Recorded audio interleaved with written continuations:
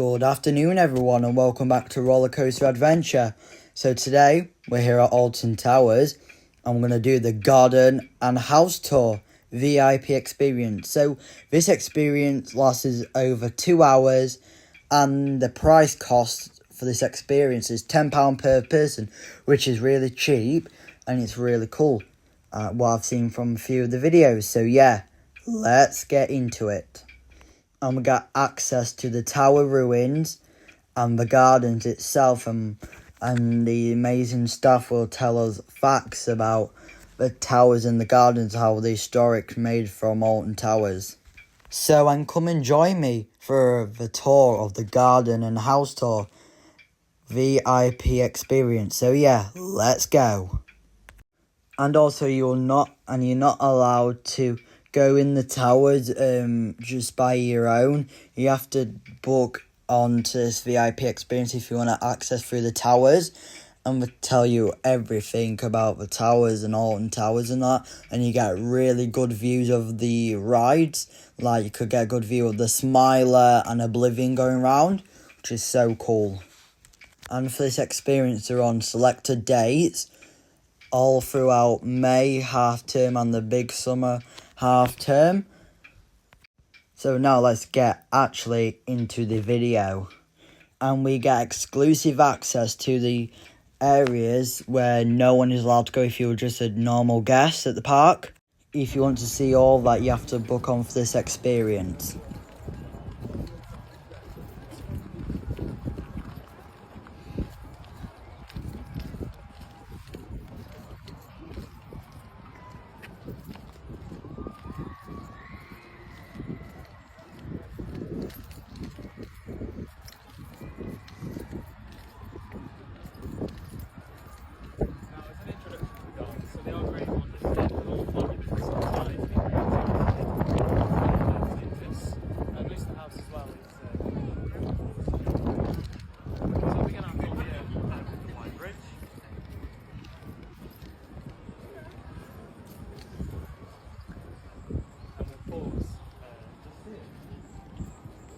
So the gardens cover everything.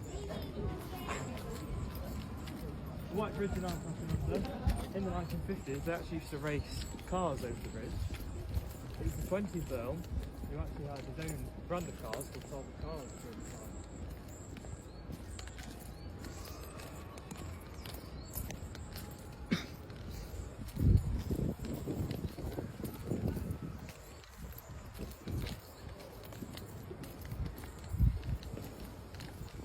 Once again, our first mod.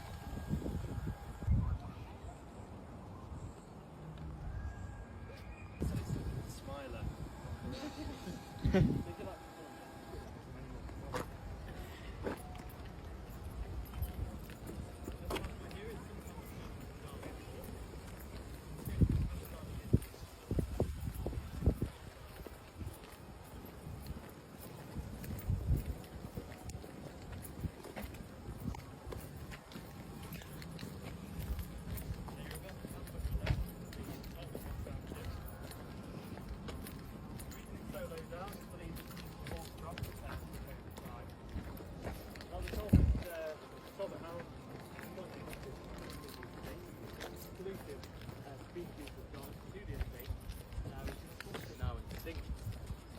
Our mascot in the 1980s was the lovable Henry Hound.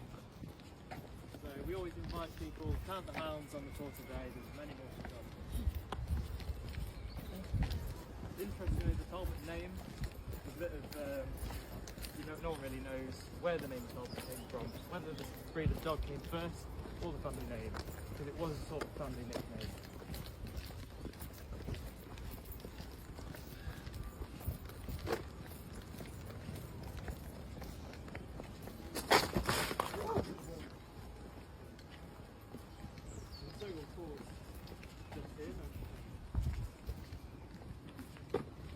So we have the Dutch gardens.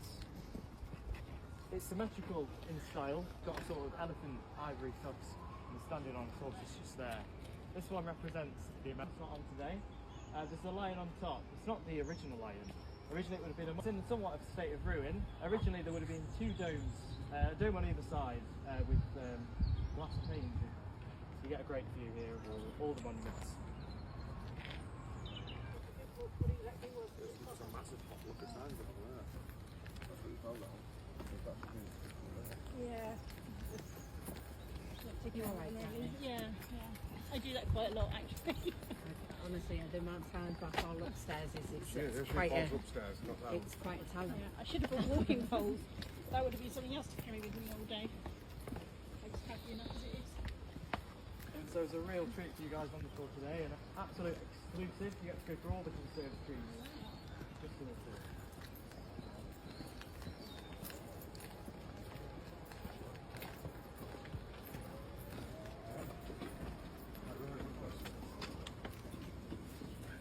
She has got something.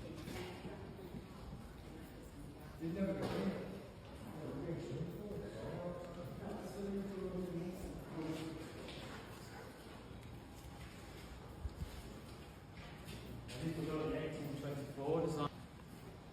At the time it was very contemporary with the main conservatory, the middle one, most impressive conservatory.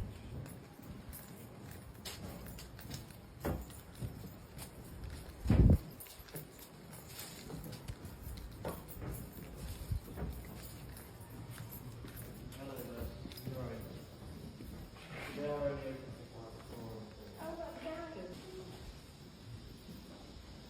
the most impressive of all the conservatories. I'd like to go around the central column here.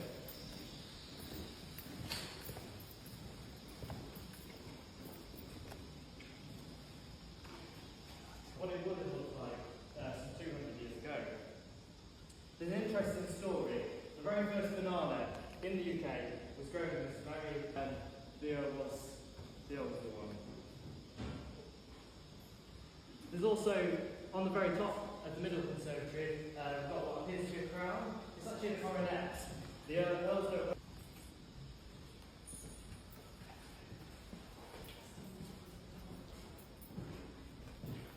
The views raining. Just the door. You'll see later on in the house one.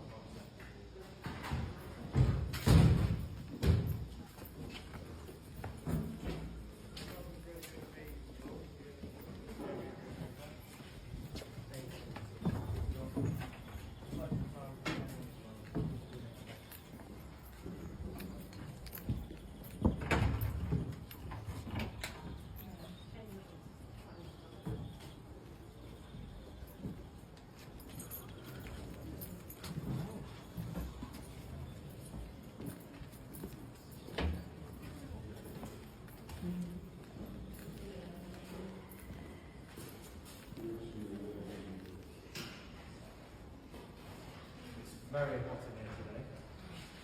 So under here as well, there's another passageway, which there's boilers and furnaces to actually heat these conservatories. As you can see the pattern on the floor, that's for a number of years with painted glass restored. It gives you an idea of what the colour would have been like when they were first put in the 1820s. I knew what you were going to do.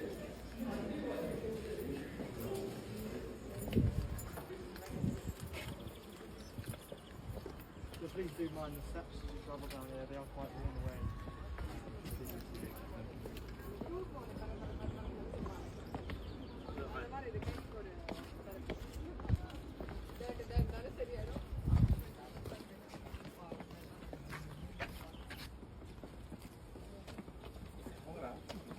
Known as the grotto. It's lined with an Italian limestone, which had a house. It would have once been adorned with a stained glass window at the front there as well. What was the reason for it? Was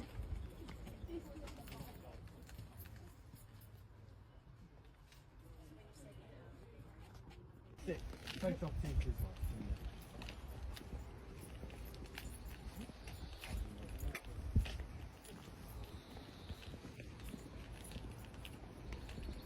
About halfway down you are towards as well. Quite a strange statue, sort of baby wrestling the goat.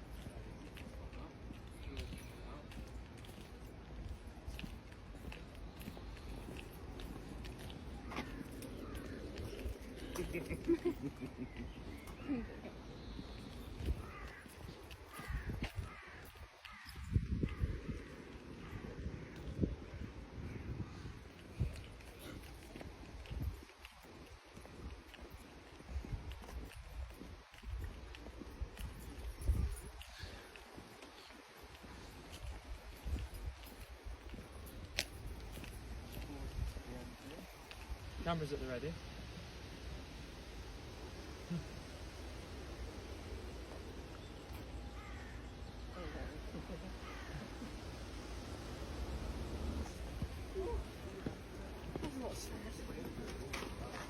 Just at the end of the U-walk as well, here we've got the golden gates.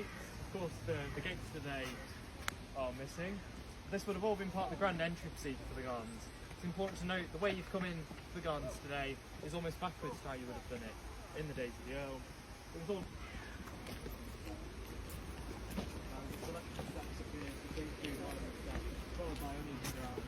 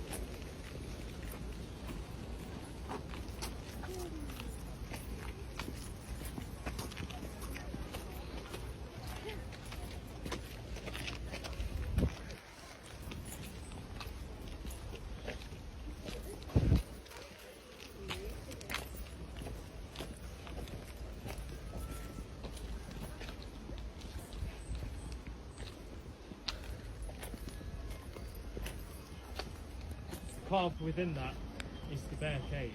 In the 1850s, the 15th Earl actually kept a bear here in this cave. Now later accounts, sometime in 1857, the house. There it is, the bear cave. If you ever wondered what it is, there it is.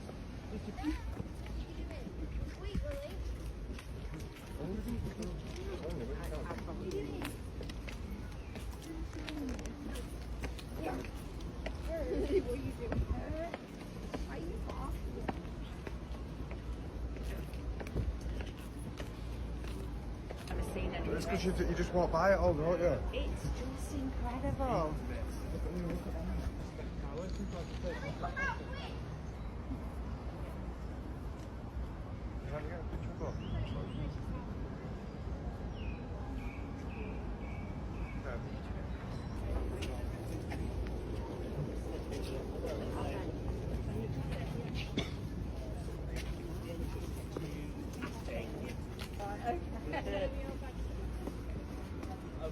My bag there.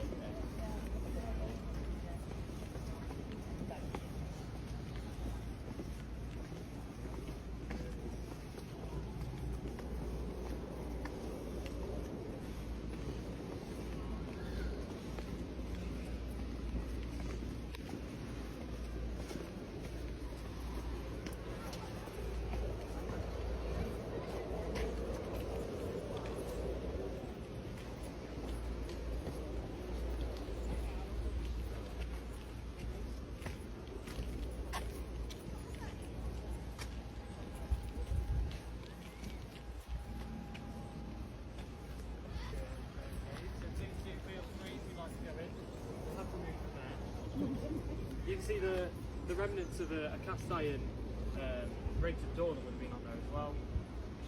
Feel free if you'd like to go in. Do you know how much land?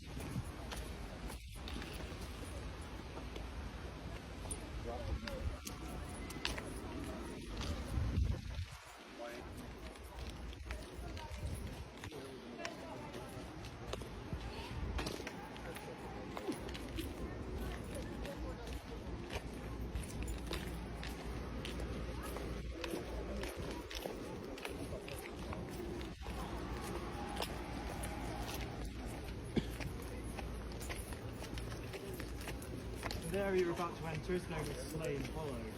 It's named as such, as in ancient times there was a great battle that was fought here.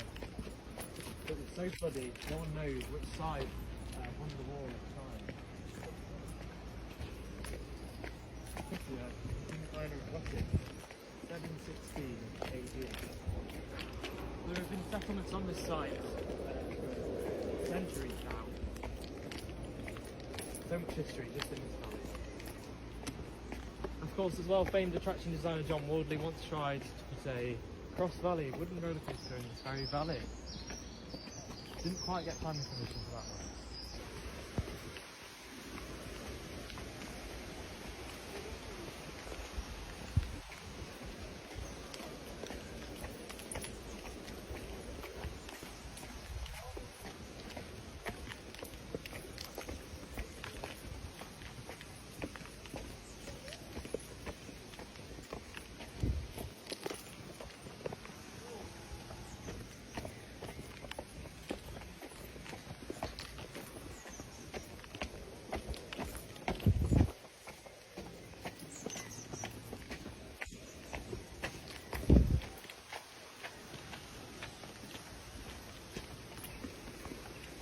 We'll just wait for everyone to catch up. Just a bit.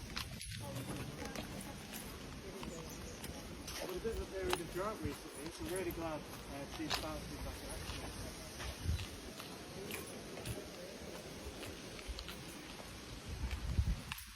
As I mentioned before, all of our samples are very much going forward. I'll show you where that comes from shortly.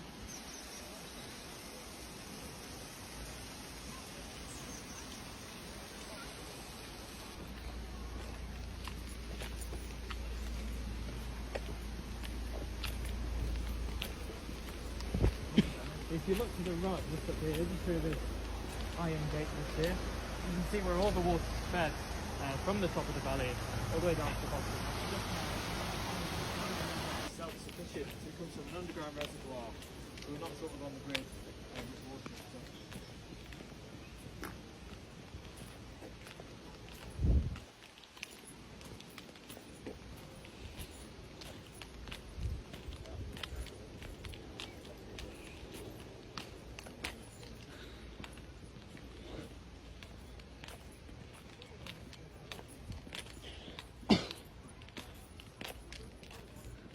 Slightly later in the tour we'll go on the roof of the towers, and from there I'll be able to point out exactly where the water originally comes from, with a statue of Triton in there. So there's a lot of Greek influence, particularly in this section. Behind that there's a set of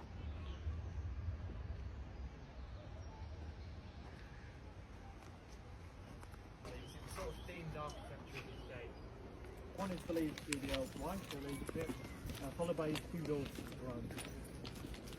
Further beyond that to the left as well, you'll notice a large amount of trees clearing, which our gardens are currently battling an invasive species. Mostly rhododendrons seem to take over. You'll see those a lot in the gardens, all the purple flowers.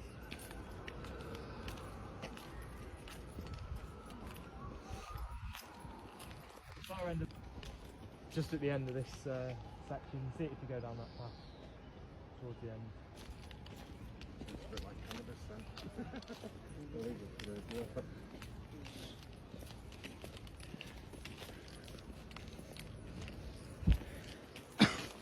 Now here at the resort we have only 9 gardeners and 2 arborists who specifically look after trees. It's quite the monumental. Really cool. Yeah. There's a few of those up at the potential as well, the sort of hopper over there. Yeah.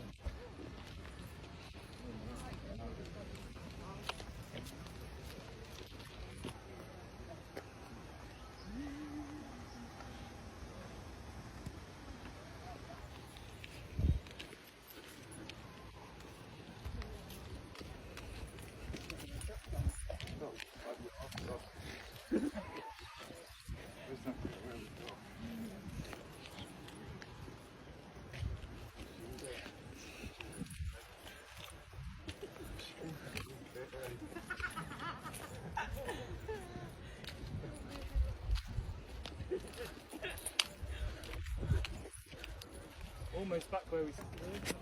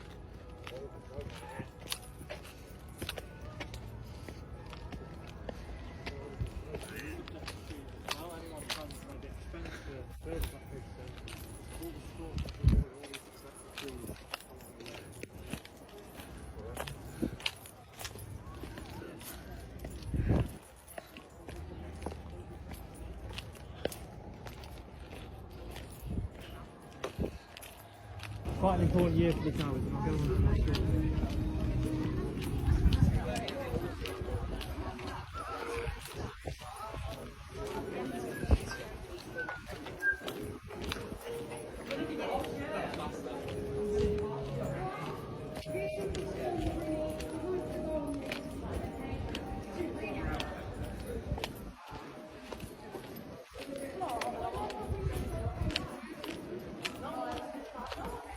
How long did the elves live here? So they last lived here in 1824. In the end, it really wasn't feasible for anyone to live in the house long term. It simply wasn't a part of modern day life anymore. You even see that with our own royal family. They couldn't keep Windsor Castle going with them.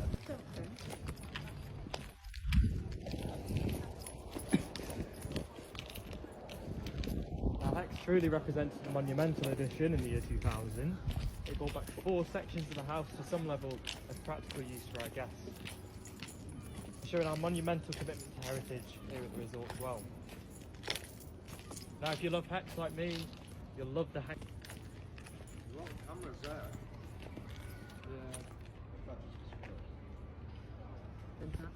Yeah. Yeah. Top hats. You can see just there as well a remnant.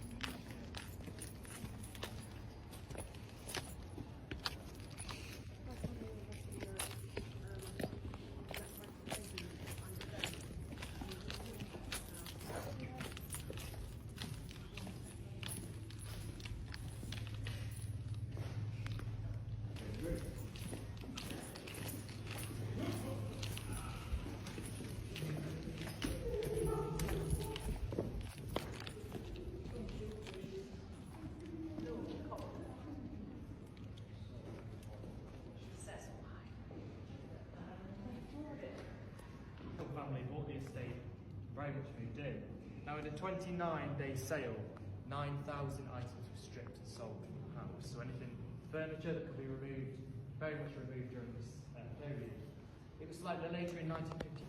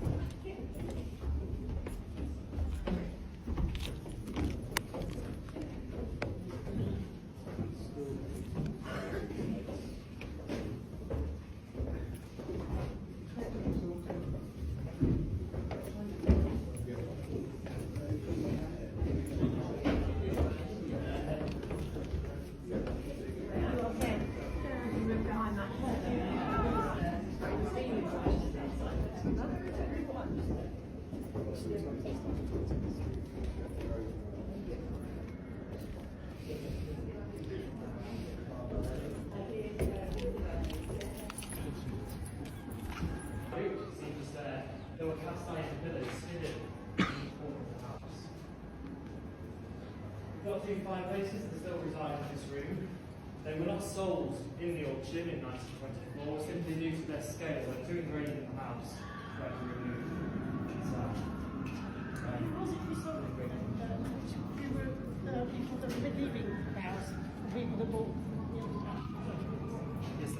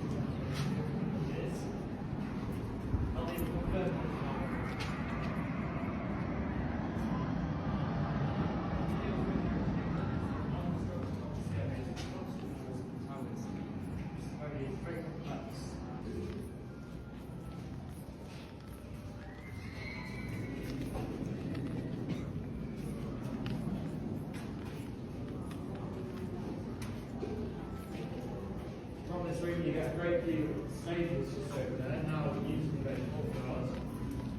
Now the facade on the stables is slightly included. The overall stables to the side of it. You get a beautiful design condition. Of course, the fireplace just there. Four walls on the house. There's also the old motto there, across the complicated. No one know what that means. Alright, so it's Latin, but ready to accomplish. And I think the Earl's proved just that. Above as well, it's hard not to look up in this room. It's a beautifully carved timber roof with ornate paintwork, beautifully restored at some point in the 1980s as well. My favourite detail of it, the central tower